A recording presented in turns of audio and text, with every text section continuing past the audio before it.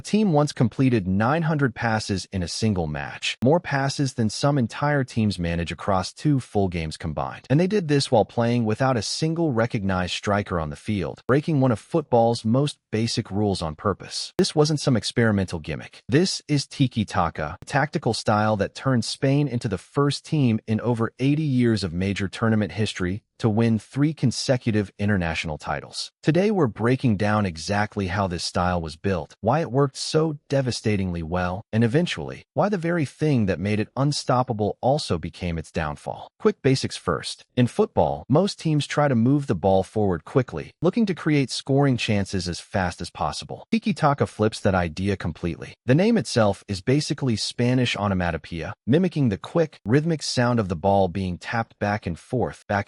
Instead of rushing forward, teams using this style keep possession through dozens, sometimes hundreds, of short, precise passes, patiently waiting for the smallest gap in the opponent's defense before striking. Here's a simple way to picture it. Imagine 2 boxers in a ring. One tries to land one big knockout punch as fast as possible. The other just keeps circling, jabbing constantly, never letting their opponent rest, until eventually an opening appears. Tiki-Taka is that second boxer, except instead of throwing punches, they're just controlling the ball. To understand where this style actually came from, we need to go back to the 1970s and to a Dutch player named Johan Cruyff. Cruyff helped pioneer something called total football with the Netherlands, a system where players constantly rotated positions instead of sticking rigidly to one role, built around relentless possession and space control. In 1973, Cruyff moved to Barcelona as a player, and years later returned as their manager in 1988. He brought those same possession-obsessed principles with him and planted them directly into Barcelona's youth academy, a place called La Masia. Here's why that decision mattered so much decades later. La Masia became a factory specifically designed to produce players fluent in exactly this style. Small, technically gifted footballers who thought instinctively in terms of quick passing triangles instead of raw physical power. 3 of the most important names to ever come out of that academy were Xavi Hernandez, Andres Iniesta, and a teenager named Lionel Messi. These weren't just talented individuals. They were players who had been trained since childhood to play this specific possession-based style, almost as a second language. Here's the observation that makes this story even more interesting, though. The exact thing that made Tiki-Taka so devastating eventually became the reason it started to fade. Once opposing coaches studied Spain and Barcelona closely enough, they found a counter. Instead of trying to chase the ball around uselessly, teams began sitting back in deep, tightly packed defensive shapes, deliberately giving up possession entirely and daring Spain to try to pass through a wall of players with almost no space to work with. Tiki-Taka thrives on gaps and space between defenders. Remove that space entirely, and even 900 perfectly placed passes can start to look sterile instead of dangerous. Add in the natural aging of that golden generation of players, and the style that once felt unbeatable gradually became more predictable, easier to prepare for, and eventually